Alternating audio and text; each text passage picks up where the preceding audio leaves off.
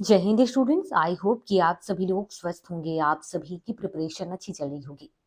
जब भी आप यूपीएससी सिविल सर्विस मेंस का लिस्ट देखते होंगे तो वहां पर आपको ये देखने को मिलता होगा कि यहाँ पर GS1 लिखा है, GS2 लिखा है, GS3, GS4 लिखा है। सवाल ये होता है कि ये क्या है। तो आप ऐसा समझिए कि GS1 में एक साथ कई सारे सब्जेक्ट ऐड हैं। ऐसा ही GS2 के साथ है, GS3 के साथ है, GS4 के साथ है। जब आप तैयारी करेंगे तो आपको GS1 की तैयारी करनी होगी, मतलब कि आपको कई सारे सब्जेक्ट एक साथ तैयार करने होंगे। अब हम ये जानते हैं कि GS1, GS2, GS3 में, GS4 में कौन कौन से सब्जेक्ट हैं। सबसे पहले नंबर पर है GS1, जिसे हम सामान्य अध्ययन पेपर 1 कहते हैं। इसमें आपको पढ़ना है भारतीय विरासत एवं संस्कृति, जिसे हम इंडियन हेरिटेज एंड कल्चर कहते हैं। इसके बाद है इतिहास, इसके बाद है विश्व का भूगोल एवं समाज। इसे हम इंग्लिश में समझें तो आपको Indian heritage and culture, history, geography of the world and society. आपको यहाँ पर कला संस्कृति तो पढ़ना ही है, आपको इतिहास में भारतीय इतिहास भी पढ़ना है और विश्व का इतिहास भी पढ़ना है।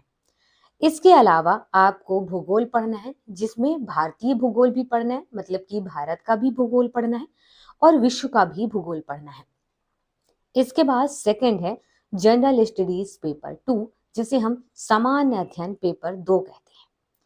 इसमें आपको शासन, संविधान, राजनीति, सामाजिक न्याय और अंतरराष्ट्रीय संबंध पढ़ना है। इंग्लिश में जानते हैं तो governance, constitution, polity, social justice and international relations. ये अलग अलग सब्जेक्ट है। गवर्नेंस यहाँ अलग सब्जेक्ट है, कॉन्स्टिट्यूशन यहाँ पर अलग सब्जेक्ट है, पॉलिटी अलग सब्जेक्ट है, सोशल जस्टिस अलग है और इंटरनेशनल रिलेशंस अलग है। पर यहाँ पर जिस तरीके से आपको तैयारी करनी होती है तो यहाँ पर नोट्स इस तरीके से तैयार किए जाते हैं कि 1 या 2 किताब में ये सब कुछ मेंटेन हो जाता है। इसके बाद है जनरल स्टडीज पेपर 3, जिसे GS3 बोलते हैं, सामान्य अध्ययन 3। इसमें आपको प्रौद्योगिकी, आर्थिक विकास, जैव विविधता, पर्यावरण, सुरक्षा और आपदा प्रबंधन पढ़ना है। ये सभी अलग अलग सब्जेक्ट हैं, इनके अपने अलग अलग बुक्स आते हैं। टेक्नोलॉजी, इकोनॉमिक डेवलपमेंट, मतलब कि आपको पूरा इकोनॉमिक पता होना चाहिए। Biodiversity, environment, security, disaster management.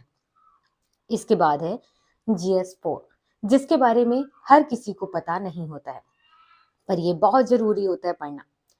इसमें आपको एथिक्स, इंटीग्रिटी और एप्टीट्यूड, ये 3 सब्जेक्ट को मिला करके पढ़ना होता है, मतलब नैतिकता, सत्यनिष्ठा और योग्यता। इसमें आप नैतिक चिंताएं पढ़ते हैं, शासन में सत्यनिष्ठा, भावनात्मक बुद्धिमत्ता कैसे होनी चाहिए और केस स्टडी आप पढ़ते हैं।